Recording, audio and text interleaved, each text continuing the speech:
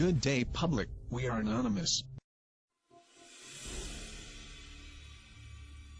We are citizens of the world who bear witness to tyranny, oppression, and censorship. We are activists who seek to change the system and end the cycle of corruption.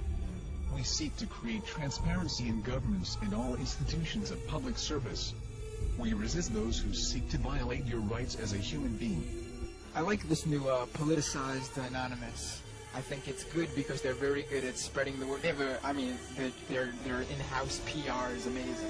Yes. So anything that they get involved with usually gets picked up, and I think this would have been ignored by the media until Anonymous got I think you're absolutely right about that. Tonight on CNN Presents Anonymous. They live in the shadows. This is the closest thing to a global revolution that we have ever gotten. But their message and tactics have ignited a movement around the world. Anonymous, a rare look inside the shadowy group's secret life.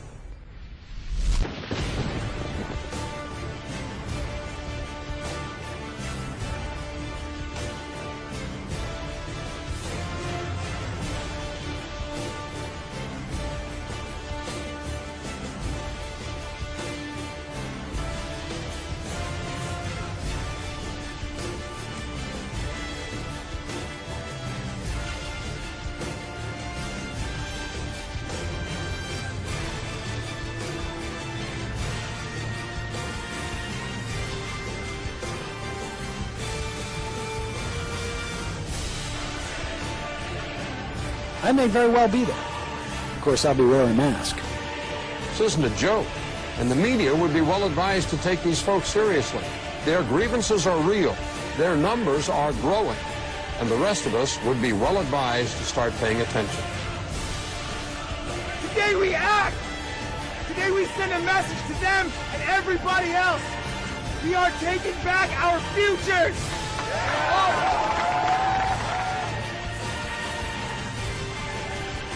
It is a system which has conscripted vast human and material resources into the building of a tightly knit, highly efficient machine that combines military, diplomatic, intelligence, economic, scientific, and political operations.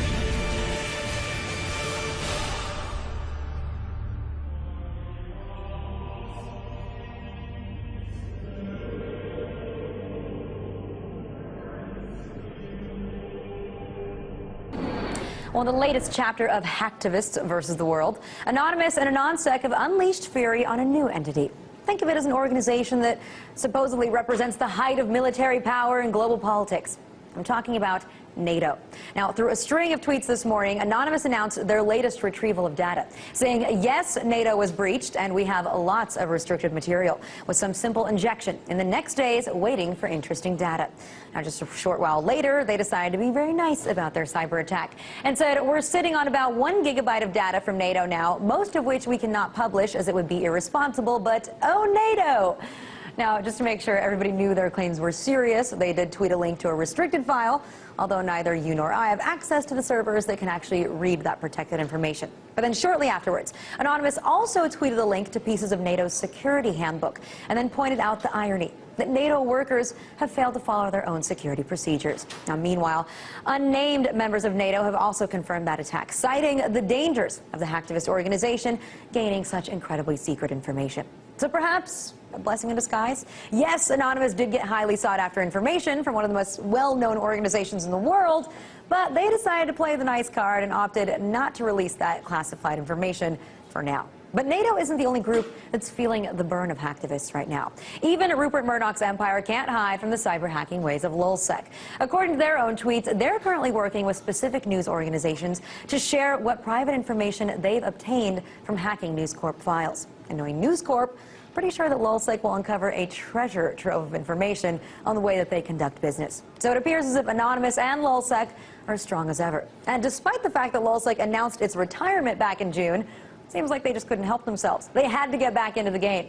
But they've also teamed up with AnonSec, so it seems like the hacktivists have realized that they have a lot more things in the world to correct, or at least stand up to. And for that, I'm quite interested to see how NATO and the FBI are going to respond to Anon and Lulzsec's efforts to take down some of the most notorious organizations in the world.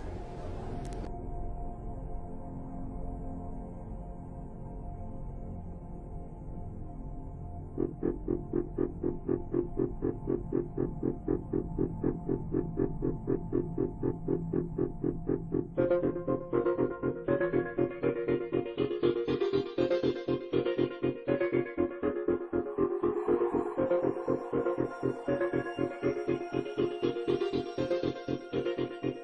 you've heard of the hacker group that calls itself Anonymous. They're hacking activists, Wall Street occupiers. They love them. Corporate security hates them, and the FBI is tracking them down. So who are these people? As a collective of autonomous individuals, we have no leaders who dictate the methods of resistance. Therefore, some of us are indeed hackers who use our skills to make critical information available to the public.